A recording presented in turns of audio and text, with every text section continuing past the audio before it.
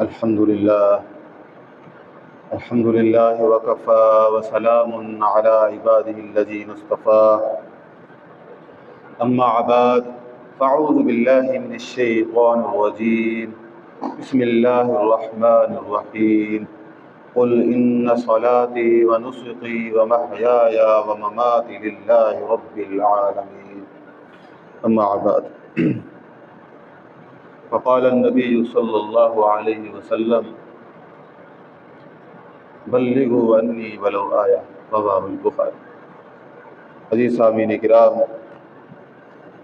میری اس سے اور بڑی خوش نصیبی کیا ہوگی کہ زبان میری تھی اور کلام اللہ رب العزت کا۔ یہ اس سے کہیں بہتر ہے کہ میں سونے کے چمچ سے آب حیات کی۔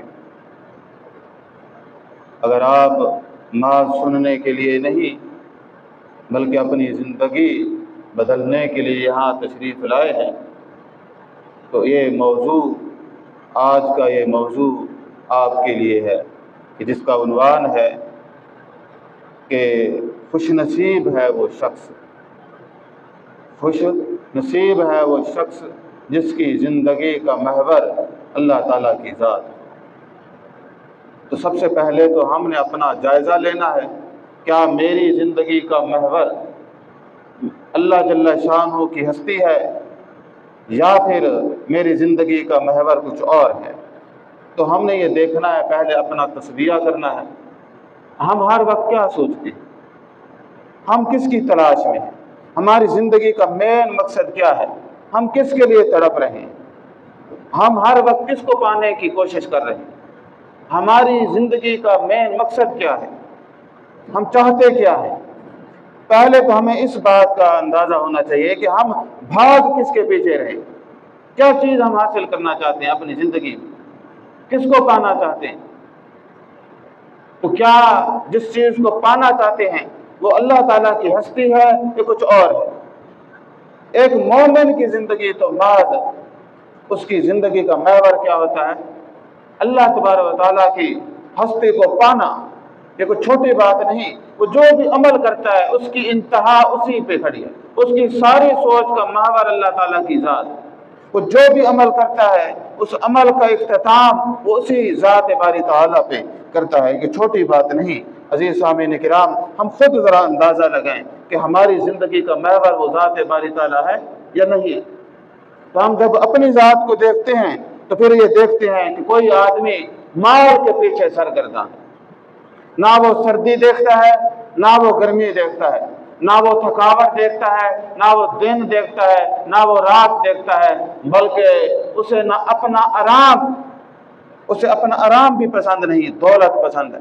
وہ اپنا آرام بھی قربان کرتا ہے، اپنی جوانی بھی قربان کرتا ہے، لیکن وہ مال حاصل کرنا چاہتا ہے، وہ مال حاصل کرنا چاہتا ہے، وہ رزق حاصل کرنا چاہتا ہے۔ اور ایک مومن وہ رازق کو حاصل کرنا چاہتا ہے، وہ رازق کو پانا چاہتا ہے۔ رازق کو پانے والا اور ہے، رزق کو پانے والا اور ہے۔ تو جس آدمی کی زندگی کا محور صرف دولت ہو، وہ دولت کے لیے اپنی وقت کی، اپنی جان کی، ہر چیز کی قربانی دیتا ہے، اس کے لیے سرگرداں ہے، اپنی ساری زندگی دے دیتا ہے، تو بھائی محور اس کا کیا ہوگا؟ دولت۔ ایک اور آدمی ہے جو شہرت پانے کے لیے وہ اپنا آرام بھی برباد کیے بیٹھا ہے، دولت پا لی ہے، اب وہ کہتا ہے شہرت بھی ہو۔ اور ہمارے سامنے سیاستدانوں کی مثالیں ہیں، وہ بھاگ رہے ہوتے ہیں الیکشن کے دنوں میں، فلاں کا جنازہ، فلاں کے، انہیں کوئی کسی سے سروکار نہیں، کوئی ہوتی ہے ان کے اندر نہیں، وہ تو بس ایک فارمیلٹی ہے، بس پتہ چلے تعلق ووٹ لینے ہیں۔ تو بھئی شہرت پانے کے لیے لوگ اپنا وقت، اپنا دولت، اپنا آرام تک قربان کرتے ہیں۔ چاہتے کیا ہے کہ لوگ ہمیں جانیں، لوگوں کو پتہ چلے کہ میں بھی کوئی ہستی ہوں، میں بھی کوئی ہوں۔ شہرت پانے کے لیے دنیا جانے، اور اس کے لیے وہ اپنی ہر چیز قربان کرتے ہیں، خدمت کے جذبہ، اور یہ سارے اصل تو ان کی کوشش ہوتی ہے شہرت اور پھر اور مفاد۔ تو عزیز سامعین کرام، جس کو شہرت کا شوق ہے تو جب میدان حشر ہوگا تو بھائی ساری انسانیت کھڑی ہوگی، جن و انس کھڑے ہوں گے، سب کھڑے ہوں گے، تو تو جب وہ جنت کا پروانہ حاصل کرے گا اس سے بڑی شہرت کوئی ہے؟ جب اس کی نیکیوں کا اعتراف اور ان نیکیوں کا ذکر جو ہے پوری انسانیت کے سامنے کیا جائے گا تو اس سے بڑی کیا بات ہے؟ تو ہے بات عزیز سامعین کرام، یہ بہت بڑی بات ہے۔ تو بھئی ہم نے دیکھنا ہے کہ ہماری زندگی کا مقصد کیا ہے، تو ہم نے پانا ہے کہ میری زندگی کا محور کیا ہو؟ اللہ کی ہستی۔ ایک مومن کے دل میں اللہ تعالیٰ سے جو شدید محبت ہوتی ہے، کیونکہ اس وقت تک وہ مومن ہی نہیں بن سکتا جب تک وہ اللہ تعالیٰ سے سب سے زیادہ محبت نہ کرے۔ والذین آمنوا اشد حبا للہ، صاحب ایمان تو وہ لوگ ہیں کہ جو اللہ تعالیٰ سے شدید ترین محبت کرتے ہیں۔ تو عزیز سامعین کرام، اللہ تعالیٰ سے محبت وہ اس طرح محبت جس طرح ایک پروانہ روشنی پہ قربان ہو جاتا ہے، وہ جل جاتا ہے لیکن وہ روشنی ہی کی طرف جاتا ہے۔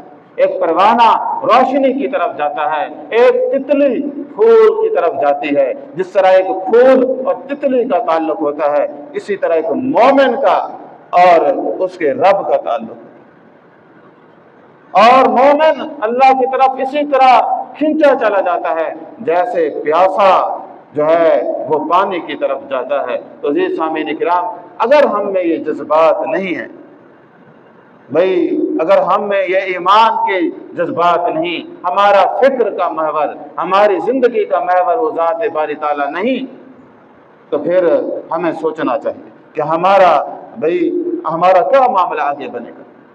تو عزیز سامعین کرام، تو بھائی ہمارے سامنے بہت ساری مثالیں موجود ہیں کہ ہم کس طرح، جو آیت کریمہ میں نے پڑھی، قُلْ إِنَّ الصَّلَاةِ وَنُسُكِي وَمَحْيَايَ وَمَمَاتِي لِلَّهِ رَبِّ الْعَالَمِينَ۔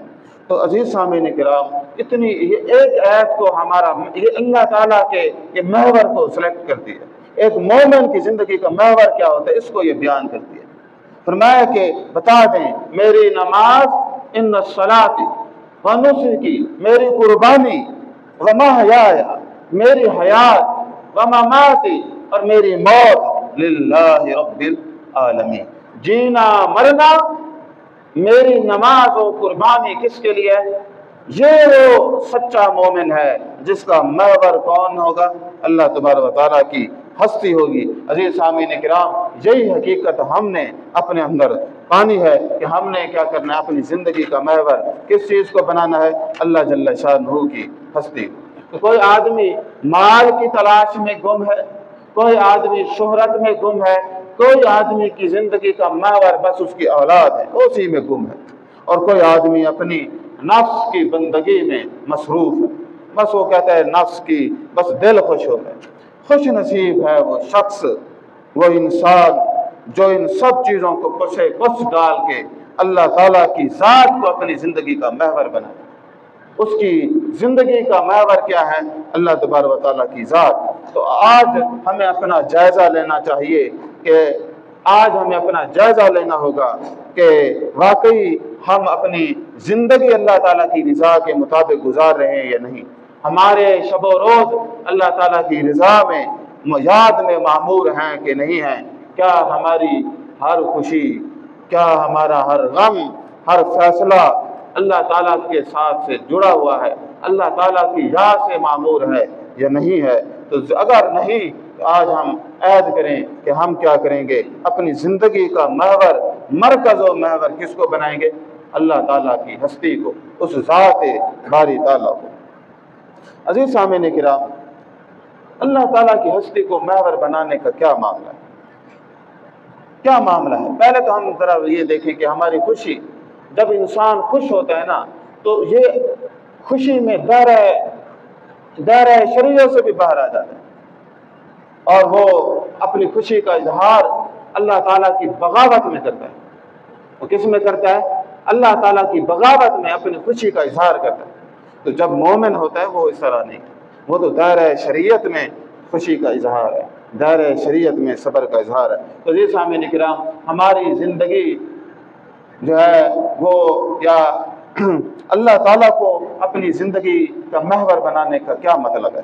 اس کا مطلب ہرگز نہیں کہ آپ یہ دنیا چھوڑ دیں اور دنیا کا کاروبار چھوڑ دیں، جنگلوں میں نکل جائیں، بس یہ آپ کی زندگی کا محور ہے، نہیں، بلکہ ہم ہر کام کرنے سے پہلے یہ سوچیں کہ کیا میرا یہ کام، یہ میرا سا جو فعل ہے، یہ میری کوشش ہے، کیا یہ مجھے اللہ کے قریب کر رہی ہے یا نہیں کر رہی، کیا میرا یہ فعل اللہ کو پسند ہے یا نہیں ہے۔ تو بھئی ہم کیا کریں، اپنے ارادے کو، اپنی نیت کو، اپنی سوچ کو، اپنے عمل کو، اپنے رویے کو، اپنے تعلقات کو کس طرح بنائیں، اللہ تبارک و تعالیٰ کے حساب سے بنائیں، یعنی ان سب میں اللہ تعالیٰ کی رضا کو شامل کریں۔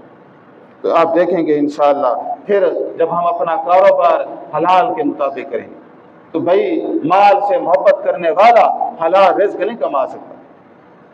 جس کو مال سے محبت ہوگی وہ حلال رزق کیسے کمائے؟ جو خاص طور پہ وہ جب اس کی مال کی محبت اللہ تعالیٰ سے محبت سے بڑھ جائے۔ جس آدمی کو مال زیادہ عزیز ہو، اللہ سے محبت کم ہو، تو کیا وہ رزق حلال کما سکتا ہے؟ جب تک اس کے اندر اللہ سے محبت زیادہ اور مال سے محبت، چونکہ طبیعی چیز ہے مال سے تو کم ہوگی، تو اللہ کی محبت غالب ہوگی، پھر وہ رزق حلال کما سکے گا۔ وہ رزق کے پیچھے نہیں، وہ رازق کے ساتھ اپنا تعلق بنائے گا۔ ہم بولیں، جب بھی بولیں سچ بولیں۔ سچ کیا ہے؟ سچ ہمیں اللہ کے قریب کرتا ہے۔ سچ ایسا ہے کہ جو دنیا کے اندر ہے، یہ حق کی علامت ہے۔ تو آپ دیکھ لیں کہ معاشرہ جس گندگی یا گراوٹ کا شکار ہے تو وہ اس کی بنیادی وجہ کیا ہے کہ وہ جو اخلاقیات تھے وہ سارے ختم ہو چکے ہیں۔ عزیز سامعین کرام، ہمیں یہ سوچنا ہوگا کہ بھائی یہ ہماری زندگی کس طرح سے ہم اس طرح گزاریں۔ عزیز سامعین کرام، اسی طرح خوش نصیب انسان کی پہچان کیا ہے، وہ کس طرح ہوتا ہے؟ آخر وہ خوش نصیب انسان کیا ہے؟ وہ جو اربوں پتی ہو وہ ہوتا ہے؟ نہیں، اس کی ایک صورت میں آپ کے سامنے پیش کرنا چاہتا ہوں جو ایک ہائی لیول کی ہے۔ جو آدمی اس درجے پہ ہو وہ کمال شخصیت ہوتی ہے۔ مومنین کی خوبیوں کو اللہ تعالیٰ نے بڑا بیان فرمایا، لیکن یہ خوبی ایسی ہے کہ کمال ہے، اللہ کرے یہ ہم میں بھی پائی جائے۔ تو فرمایا کہ وہ ہر حال میں اللہ کو یاد رکھتا ہے۔ جب دنیا سوئی ہوئی ہوتی ہے تو وہ تہجد کے لیے اپنے رب کے سامنے آنسو بہاتا ہے۔ وہ اس کی مثال اللہ تعالیٰ نے سورہ السجدہ میں یہ فرمائی، تتجافا جنوبہم عن المضاجع، وہ اپنے بستر سے الگ رہتے ہیں اور وہ خوف اور رجا سے اللہ تعالیٰ کو پکارتے ہیں۔ عزیز سامعین کرام، اب رات کو دیکھیں کہ وہ رات جو سارا دن جو تھا وہ سرگرداں تھا رزق کی تلاش میں، تو یہاں تو لوگ دن کو بھی اللہ کو یاد نہیں کرتے، وقت بھی ہوتا ہے سب کچھ لیکن وہ یاد نہیں کرتے، تو رات کو خاص یاد کریں۔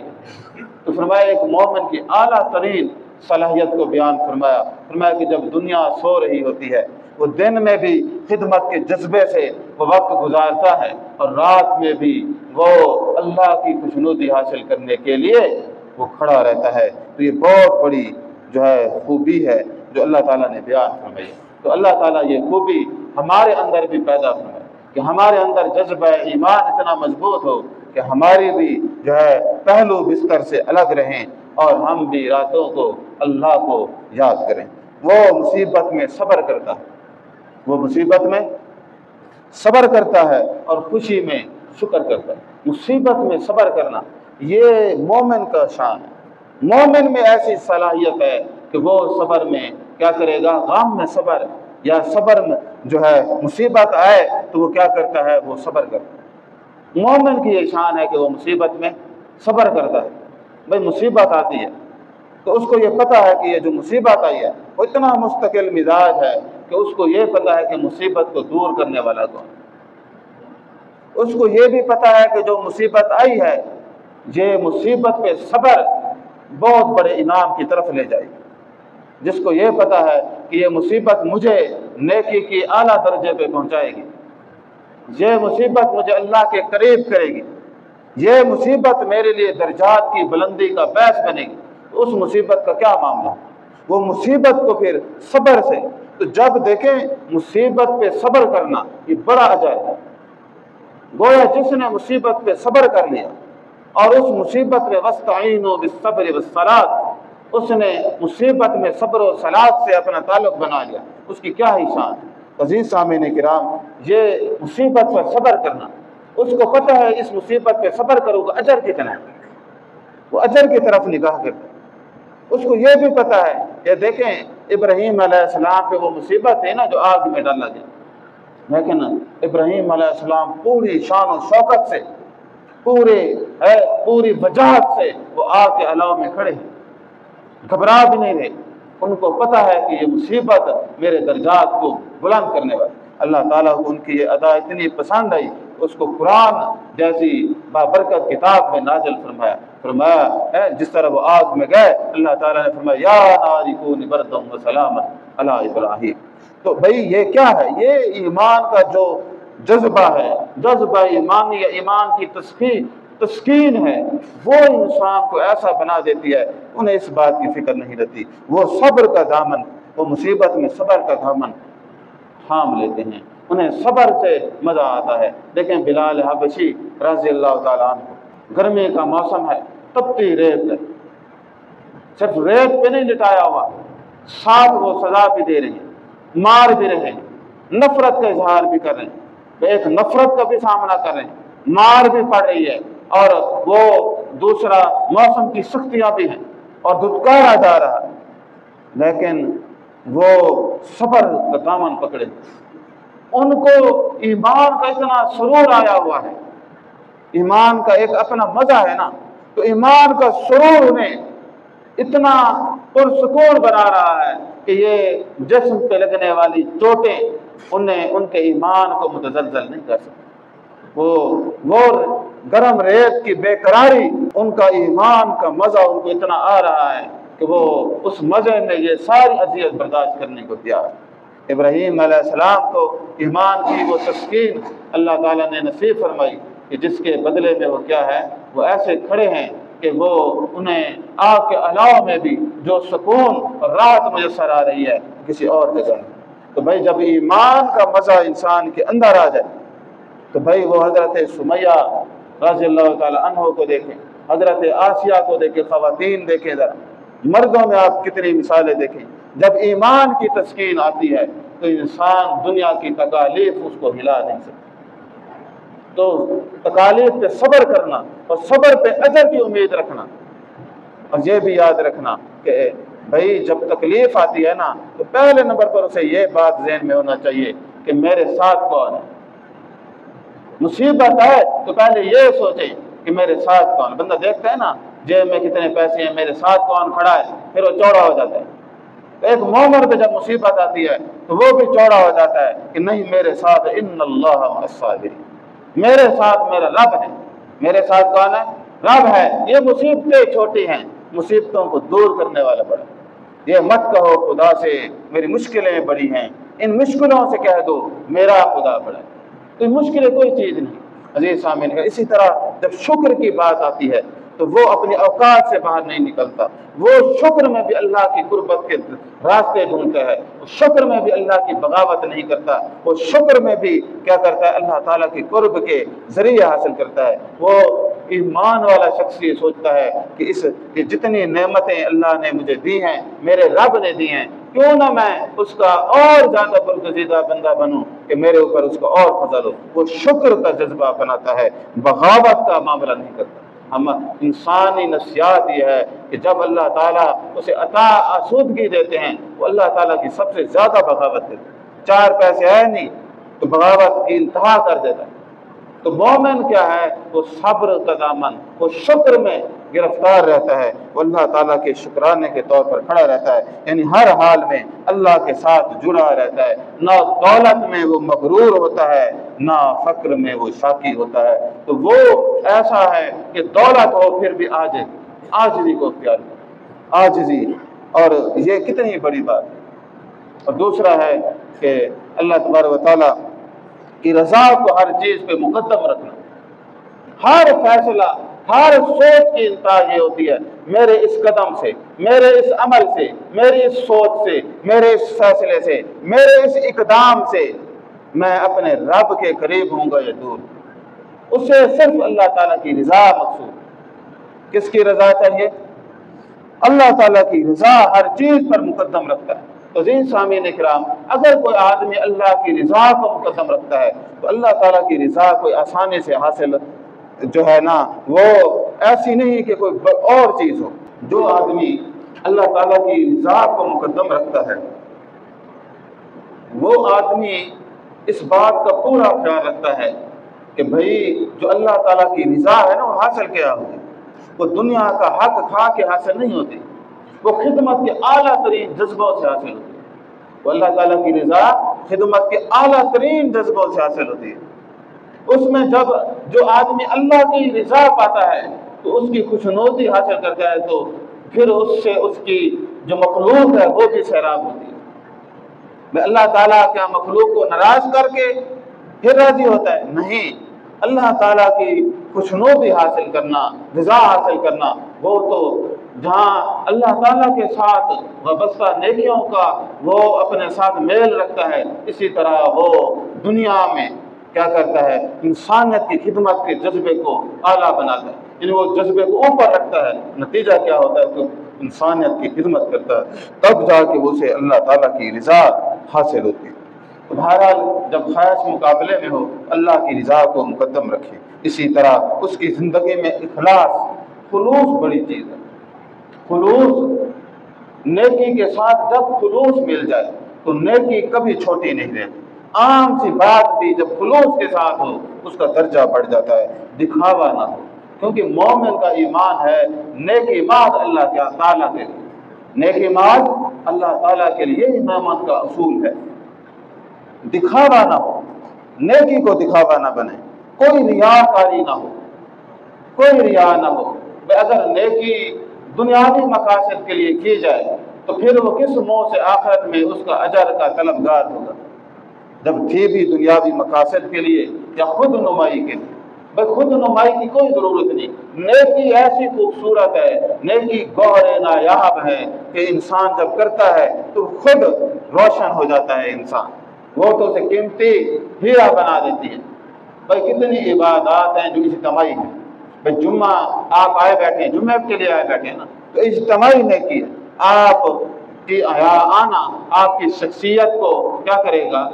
اللہ کے قرب اور باوقار بنائے گا کہ انسان بھائی سے اندازہ ہوتا ہے کہ وہ اللہ تعالیٰ کی خوشنودی کی طلب میں آیا ہوا۔ عزیز سامعین کرام، تو یہ خود نمائی کی ضرورت ہی نہیں ہے۔ مومن ایک گوہر ہو تو خود چمک جاتا ہے، اس کو پتہ چل جاتا ہے کہ واقعی یہ ہے، دکھاوے کی ضرورت نہیں۔ مومن کی نیکی اس کے دنیا میں بھی کام آتی ہے، آخرت میں بھی کام آتی ہے۔ تو اللہ تبارک و تعالیٰ کا ایک اپنا معاملہ ہے۔ تو بھائی اللہ تعالیٰ کی ہستی کو اگر ہم اپنی زندگی کا محور بنا لیں تو اس کے کیا فوائد حاصل ہیں؟ سب سے پہلے تو ایمان کا سرور۔ ایمان کا سرور ایسی کیفیت ہے جس طرح کوئی پھل کھاتا ہے، کوئی کھانا کھاتا ہے پسندیدہ، اسے بڑا ہی مزہ آتا ہے۔ اسی طرح ایمان کا بھی اپنا سرور ہے۔ ایمان جب آ جائے اس سرور کو انسان جب محسوس کرتا ہے وہ آگ میں بھی ڈوب جاتا ہے، اس کو سونے میں پھول گلزار بن جاتی ہے، اس کے لیے بڑی بڑی صعوبتیں راحت بن جاتی ہیں۔ ہمارے سامنے کئی مثالیں ہیں۔ جناب ابراہیم علیہ السلام کی مثال دیکھیں، وہ ایمان کا سرور تھا کہ وہ آگ کے علاوہ میں بھی پوری وجاہت ایمانی کے ساتھ کھڑے ہیں، پورے شان اور مرتبے کے ساتھ کھڑے ہیں، کوئی گھبراہٹ نہیں، کوئی انہیں پچھتاوا نہیں، ان کو پتہ ہے کہ یہ عمل مجھے بلند کرے گا۔ تو ایمان کا سرور بندہ سولی پہ چڑھ جاتا ہے۔ ایمان کا سرور تھا کہ حضرت سمیہ جیسی کمزور خاتون وہ جو ہے وہ شہید ہو گئی، وہ ایمان کا مزہ تھا نا، تو جملہ ہی کہنا تھا نا، ایک جملہ کہنے سے جان چھوٹ جانی تھی۔ حضرت بلال حبشی رضی اللہ تعالیٰ عنہ کے ایک جملہ کہنے سے جان چھوٹ جانی تھی۔ عمر بختار جو تھے دی لائن آف ڈیزرٹ، تو لیبیا کے شہر، وہ ایک معذرت کے ایک لفظ کہنے سے وہ بری ہو جانا تھا۔ نہیں، ایمان کا سرور ایسا تھا کہ سید قطب جو ہے وہ پھانسی پہ لٹک گئے، ایمان کا سرور تھا کہ انہیں کوئی پچھتاوا نہیں ہوا، معذرت کر لیتے تو جان چھوٹ جاتی۔ عزیز سامعین کرام، ایمان کا سرور بڑا ہے، جس طرح ہر میوے کا اپنا ایک مزہ ہے، ایمان کا اپنا مزہ ہے۔ ایمان کی راحت جب میسر آتی ہے انسان کو پھر وہ سردی گرمی تکلیف کچھ بھی اس کے لیے معنی نہیں رکھتی، اس کے لیے ایمان کی مضبوطی معنی رکھتی ہے۔ تو عزیز سامعین کرام، پھر جب ایمان ہوتا ہے الا بذکر اللہ تطمئن القلوب، جب وہ اللہ کے نام کی صدا سنتا ہے تو فرمایا سنو اللہ کے ذکر سے دلوں میں اطمینان نصیب ہوتا ہے۔ تو جب مومن اللہ کا ذکر سنتا ہے اس کا سکون اسے واپس مل جاتا ہے، اسے راحت آ جاتی ہے، اس کے مزے ہو جاتے ہیں، اور اسی لیے مومن مسجد کا گہوارہ بن جاتا ہے، مومن مسجد کے ساتھ رہتا ہے، مومن کی زندگی نماز اور قرآن ذکر اور دعا سے مزین ہو جاتی ہے، کیونکہ اس کو تسکین کس سے ملتی ہے؟ اللہ کے ذکر سے۔ اگر میرے دل کو، آپ کے دل کو اللہ کے ذکر سے تسکین ملتی ہے تو اللہ نے آپ کے لیے یہ بتائی ہے آیت الا بذکر اللہ تطمئن القلوب۔ اگر نصیب نہیں تو اللہ کا ذکر بے قرار کرتا ہے، اللہ کا ذکر سن کے ہے انسان دور بھاگتا ہے، تو پھر وہ اپنا علاج کرا لے، اس کا پھر جب وہ اللہ کی قربت پا کے بے سکون ہوتا ہے تو آخرت میں بھی اسے کچھ بھی نصیب نہیں ہونے والا۔ تو خوش نصیب ہے وہ انسان جس کا دل اللہ کے ذکر سے زندہ ہے، جو تنہائی میں بھی اللہ سے جڑا ہوا ہے، جو ہر وقت ہر دم اللہ تعالیٰ سے اللہ تعالیٰ کو یاد کرتا ہے۔ اگر یہ کیفیت نہ ہو پھر ایک خوبصورت آرام دہ بستر وہ بھی اس کے لیے کانٹوں کی جھاڑی بن جاتا ہے، اور وہ بھی اسے بے آرام کر دیتا ہے، بے سکون کر دیتا ہے۔ تو بھائی اللہ کی ہستی کو اپنا محور بنانے کا فائدہ یہ ہے ایمان کا سرور، ایمان کا نشہ وہ ایسا ہے کہ انسان اپنی جان تک دے دیتا ہے۔ دوسرا سکون قلب، ساری کوشش تو سکون قلب کی ہے، تو فرمایا کہ سکون قلب اللہ تعالیٰ اسے عطا فرماتے ہیں کہ جو آدمی جس کا محور اس اللہ تعالیٰ کی ذات بابرکت ہوتی ہے۔ تو عزیز سامعین کرام، فرمایا کہ من احب، نبی کریم صلی اللہ علیہ وسلم نے فرمایا من احب لقاء اللہ احب اللہ لقاءہ، فرمایا کہ جو آدمی اللہ تبارک و تعالیٰ سے ملاقات کا شوق رکھتا ہے، اللہ تعالیٰ سے ملاقات کو پسند کرتا ہے، تو اللہ تبارک و تعالیٰ بھی اس سے ملاقات پسند فرماتے ہیں۔ عزیز سامعین کرام، جس کو شوق ہے نماز کا، جس کو شوق ہے قرآن کا، جس کو شوق ہے اللہ کے ذکر کا، جس کو شوق ہے دعاؤں کا، وہ آدمی اللہ تعالیٰ اس کے ساتھ وابستہ رہتا ہے، شامل رہتا ہے۔ تو جس کو پسند ہے اللہ تعالیٰ سے ملاقات، اور وہ دوسرا آدمی ہے کہ جو آدمی اللہ تعالیٰ سے دوری رکھتا ہے، وہ ہر وہ بات، ہر وہ عمل جو اس کو اللہ کے قریب کرے سے دور بھاگتا ہے، جو اس کو اللہ کے سے دور کرے، ہر وہ برائی وہاں وہ بھاگ کے جاتا ہے۔ ایسے شخص کا کیا معاملہ ہوگا؟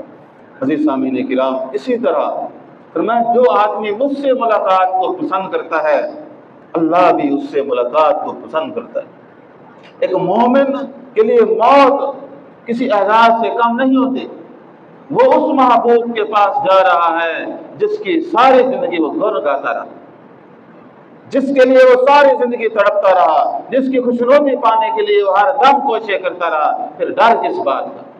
وہ تو اپنی منزل کو پا رہا ہے، وہ اپنی حقیقی دوست اور خیر خواہ کو پا رہا ہے۔ جب اس کو پا لیا تو سب کو پا لیا۔ تو بھائی جو آدمی اللہ سے ملاقات کو پسند کرتا ہے اللہ تعالیٰ اس کو پسند کرتا ہے، جو آدمی اس سے دور رہتا ہے پھر ختم۔ اور جس آدمی کی زندگی کا محور ذات باری تعالیٰ ہوتی ہے اس کی زندگی میں برکت ہوتی ہے۔ زندگی میں برکت کا مطلب یہ نہیں کہ اس کی 100 سال زندگی ہو جائے گی، 80 سال ہو جائے گی، بڑی لمبی زندگی پائے گا۔ زندگی میں برکت کا مقصد ایک ہی ہے کہ وہ اپنی زندگی جتنی بھی ہو اس میں اپنے لیے بے شمار توشہ آخرت کرتا ہے، حاصل کرتا ہے، وہ اپنے لیے نیکیوں کے انبار لگا لیتا ہے۔ یہی زندگی کی برکت ہے۔ ورنہ آپ دیکھ لیں بڑے بڑے صحابہ کی زندگی کتنی تھی، صحابہ کرام رضوان اللہ علیہم اجمعین کی زندگی کتنی تھی، خود نبی کریم صلی اللہ علیہ وسلم کی زندگی کتنی تھی، لیکن انہوں نے کیا کیا؟ انہوں نے اپنی اس زندگی میں نیکیوں کو کیا ہے انبار لگا دیے، نیکیوں کے پہاڑ کھڑے کر دیے۔ تو زندگی کی میں برکت کا مطلب یہ ہے کہ انسان اپنی زندگی میں نیکیوں کے ڈھیر لگا لے۔ جس کی زندگی میں نیکیوں کے ڈھیر ہیں اس کی زندگی میں برکت ہے۔ اور جس آدمی کی عمر 80 سال یا بڑی عمر ہو، نیکی کا پتہ ہی نہ ہو، اللہ سے مسلسل دور ہو، मुस्तकिल दूर रहता है। ऐसी लंबी जिंदगी को क्या पाना है, इसका कोई फायदा है? बल्कि आखिरत में इसने और ज्यादा अजाब पाना है। इसने अपनी जिंदगी का तवील हिसाब देना है। भाई जिंदगी में बरकत हुए नेकियों से भर दे, अपनी जिंदगी में नेकियों से भर दे। जिस तरह घर का आंगन है फूलों से भर दे, ये गुलिस्तान है हयात, नेकी के आंगन को क्या कर दें, फूलों से भर दें, नेकियों से भर दें। रोज अपना तस्वीर करें, रोज अपना जो है मुहासबा करें। भाई आज जो है ना हम अपना मुहासबा करें, क़यामत वाले दिन जब अल्लाह ताला मुहासबा करेंगे कितना सख्त होगा। हर बात का पूछा जाएगा, हाँ भाई ये बताओ, जिंदगी के हर अमल का जवाब दे। तो जब इंसान अपनी जिंदगी में अपना मुहासबा करे और खुद का मुहासबा सख्त तरीके से करे, रोजाना की बुनियाद पे करे, मैं कर क्या रहा हूँ, मेरे कदम किधर जा रहे हैं, मेरे इक़दामात मुझे अल्लाह के करीब कर रहे हैं, तो शदीद मुआफ़ जो है अपना वो क्या करे, वो अपने आप को अपना मुहासबा करे कि भाई मैं डेली रोजाना की बुनियाद पे मुहासबा करे कि मैं जा किधर रहा हूँ, मुझे करना क्या चाहिए, अपना आप को मामला करे। दूसरा है कि मुसीबत में ये अल्लाह ताला की हस्ती को जो आदमी अपना महवर बना लेता है ना, तो उसके लिए मुसीबत में मदद जरूर आती है। सबसे पहले जब भी मुसीबत आए तो ये सोचें कि मेरे साथ कौन खड़ा है। जब आपने ये सोच लिया तो अल्लाह ताला फरमाते हैं इन्नल्लाह मअस-साबिरीन। तो जब मोमिन को यकीन आ गया कि मेरे साथ कौन खड़ा है, मेरा रब खड़ा है, मुसीबतें फिर कुछ कर लेंगे। मुसीबतें लगती हैं, ये लौट जाएंगी, बल्कि ये लौटेंगी तुम्हारे दर्जात बुलंद करके जाएंगी।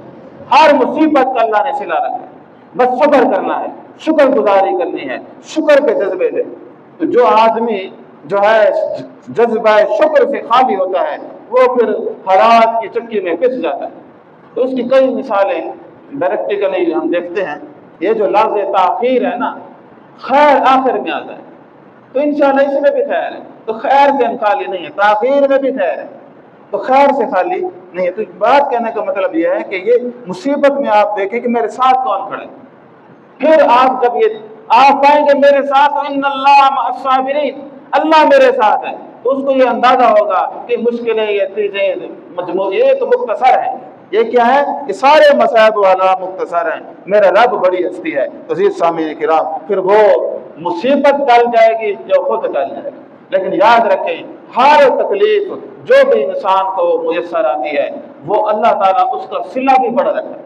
कोई तकलीफ वजूद पे इंसान पे आती है, अगर वो सब्र के दामन के साथ उसको गुजार लेता है, अल्लाह के यहाँ उसका बड़ा ही अजर पाता है, उसकी आखिरत संवर जाती है। तो अज़ीज़ सामीन किराम, तो अल्लाह ताला की हस्ती को अपना महवर मरकज़ व महवर बने, अपनी सोच का महवर बने, अपनी हर बात का वो ज़ात बारी ताला महवर है। वो ज़ात बारी ताला फरमाती है वला तकूनू कल्लज़ीना नसुल्लाह फअनसाहुम अनफुसहुम, तुम उन लोगों की तरह न हो जाना, तुम उन लोगों की तरह न हो जाना जिन्होंने अल्लाह को भुला दिया, अल्लाह की हस्ती को बुला दिया। वो हालात और वाक़यात और मसरूफियात में जिंदगी के झमेलों में ऐसे गिरे, जिंदगी के मज़ों में ऐसे गिरफ्तार हुए कि खुदा तक को भुला दिया। तो अल्लाह ताला ने इस बात से मना फरमाया उन लोगों की तरह न होना, वला तकूनू कल्लज़ीना नसुल्लाह, उन लोगों की तरह न होना। एक और जगह पे फरमाया नसुल्लाह फनसिया, जो आदमी अल्लाह तबारक व तआला को भूल जाएगा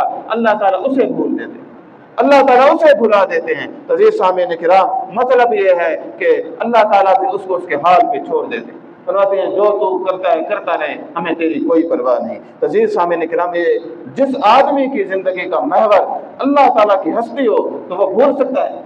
वो तो सुबह उठते ही अल्हम्दुलिल्लाह और इस्तिग़फ़ार के कलिमात से जागता है, वो सुबह उठते ही अल्लाह ताला की हम्द व सना के लिए नमाज की सूरत में, तिलावत की सूरत में, अज़कार की सूरत में महव हो जाता है। वो सोचता रहता है बस इसी को पाना है, इसी के पीछे है। आप देख लें कि इंसान जिस चीज़ को अपना मरकज़ व महवर बना लेता है सारी जिंदगी वो उसी के पीछे रहता है।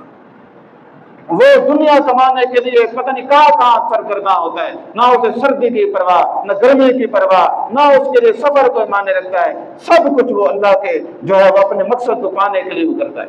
تو بھائی اسی طرح اللہ تعالیٰ کی ہستی کو اپنا محور و مقصد بنے، تو اس کے پانے کے لیے جب بنائے گا تو انشاءاللہ اس کے ذرائع بھی ہیں۔ تو اللہ تعالیٰ ہماری زندگی کا مرکز و محور کس طرح بنے، تو اس کا جو پہلا ہے نا وہ طریقہ وہ ہے نیت۔ نیت پہلی چیز ہے۔ اب ہمارے ہاں تو ہر بندے کے جیسے کچھ نیت ہے جی ماشاءاللہ، نیت جو ہے وہ کر کے نیت، ارادہ، خواہش ہر بندے کی ہے، ہمارے میں انشاءاللہ نیک ہو جاؤں گا، لیکن کرتا شرطا کچھ نہیں، خالی نیت ہے۔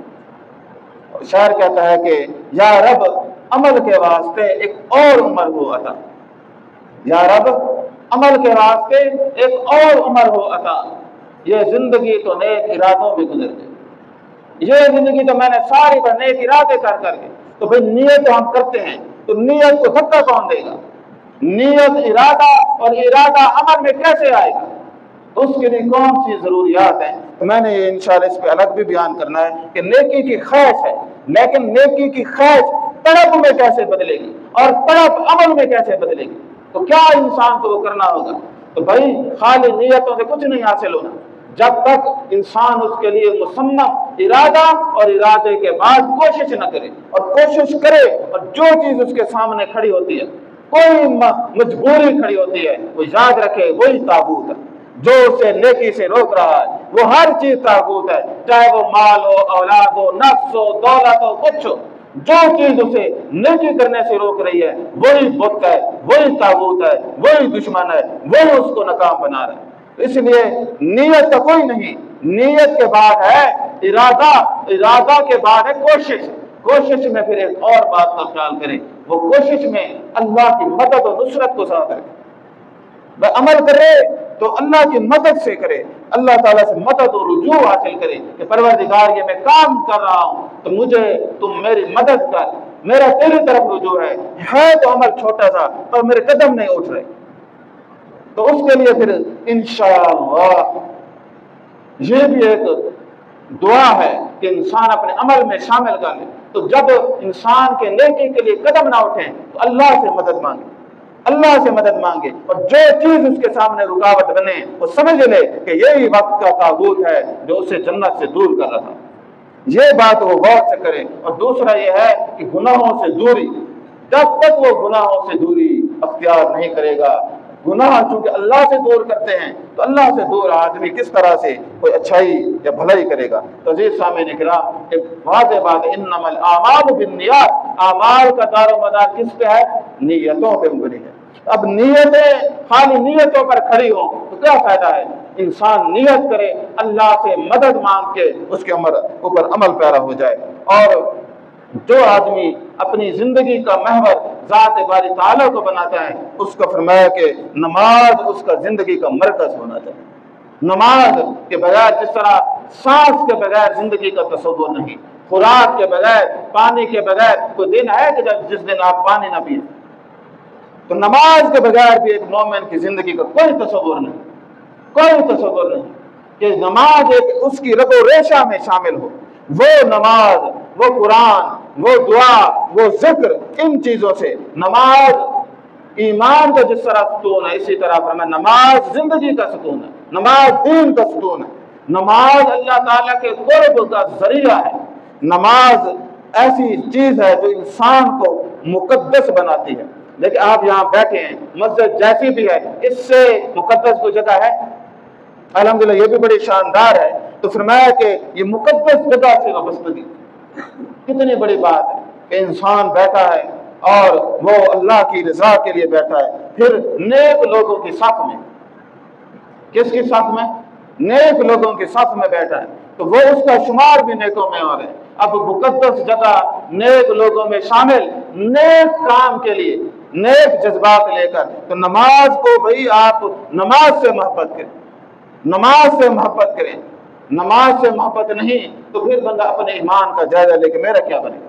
نماز سے جب شدید محبت ہوگی، نماز کے بغیر وہ اپنی دن کا تصور ہی نہیں کر سکے گا، تو پھر فرمایا نماز اتنا، جب نماز کو اتنا وہ معاملہ کرے گا تو فرمایا ان الصلاۃ تنہی عن الفحشاء والمنکر، یقیناً نماز اس کو روکتی ہے کس چیز سے؟ فحاشی سے، پھر نماز میں وہ تقویت اور طاقت ہوگی کہ اس کو کس چیز سے روکے گی؟ فحاشی سے۔ نماز اس سے برائی سے روکے گی۔ تو اور عزیز سامعین کرام، یہ موضوع بڑا طویل تھا، تو اللہ کی ہستی کو اگر مرکز و محور بنانا ہے، قرآن مجید کو کیا کریں؟ اپنی زندگی کا مرکز و محور بنائیں، قرآن مجید سے تعلق پیدا کریں۔ دیکھیں، ہر بندے کی اپنی ایک شخصیت ہوتی ہے، وہ 24 گھنٹے کو گزارتا ہے، وہ 24 گھنٹے تو لازمی گزارتا ہے، چاہے وہ جو مرضی کرے وہ، لیکن وہ اس کی زندگی میں اہمیت کو کس کو دیتا ہے؟ کس چیز کو دیتا ہے؟ پاکستانی کے پاس ویسے بھی بڑا ٹائم ہے، تو بھائی یہ ہماری اپنی پریارٹی ہے کہ ہم کس چیزوں کو ٹائم دے رہے ہیں۔ سیاسی تبصرے دیکھیں، ہر ولاگر کے کتنے ہیں، کسی کے جو ہے نا بھائی 1 ملین ڈیلی ویوز ہیں، 2 ولاگ کرتا ہے، تو بھائی لوگ سنتے ہیں نا، لوگ سنتے ہیں، بس مسئلہ یہ ہے وہ دنیا کے حالات سنتے ہیں، اپنے حالات کو کوئی پتہ نہیں۔ بھائی ہمیں اپنے حالات کا بھی پتہ ہونا چاہیے نا، وہ دنیا کی معلومات بھی کسی حد تک جاننا ضروری ہے، لیکن سب سے پہلے تو اپنا دیکھنا چاہیے۔ آپ پوری دنیا کے بارے میں تو پتہ ہے، باخبر ہے، اپنا کوئی پتہ نہیں ہے، تو اس میں تو بھی گراوٹ ہے نا۔ تو بھائی ہر کسی کے پاس وقت ہے، ہر بس یہ ہے کہ وہ اہمیت کس چیز کو دیتا ہے، اچھی چیز کو دیتا ہے یا وہ کس کو، تو وقت تو گزر جائے گا، 24 گھنٹے تو سب کے پاس ہے۔ تو ہم بھی اسی طرح سے کوشش کریں کہ ہم جو ہے نا، ہم اہمیت دیں اپنی ضروریات کو بھی، ہمیں کیا ضرورت ہے، ہمیں ہدایت کے لیے کس چیز کی ضرورت ہے۔ تو بہرحال ایک لمبی تقریر تھی، اب میرے خیال میں وقت ختم ہو گیا، تو اس کا اگلا حصہ بھی انشاءاللہ کوشش کریں گے، اگر موقع لگا تو پیش کریں گے۔ بھائی اپنی زندگی کا مرکز و محور کس ذات کو بنائیں؟ اللہ تعالیٰ کی ذات کو بنائیں۔ تو جب یہ ہماری زندگی کا مرکز و محور، ہر خواہش کی تکمیل، ہر عمل کی تکمیل، ہر سوچ کا محور اللہ کی ہستی ہوگی، تو انشاءاللہ کامیاب ہوں گے۔ اگر یہ ہستی پیچھے ڈال دی اور باقی چیزیں لے آئے تو پھر دنیا کے حالات میں گرفتار ہو جائیں گے، اور وہ کہے گا جی میرا یہ تھا، وہ تھا، فلاں تھا، اچیومنٹ جتنی ہوگی اور اس کی موت کے ساتھ ساری ناکارہ ہو جائیں گے۔ تو اللہ تبارک و تعالیٰ مجھے ہم سب کو اپنی ذات کے ساتھ مضبوط ترین تعلق بنانے کی توفیق عطا فرمائے۔ وآخر دعوانا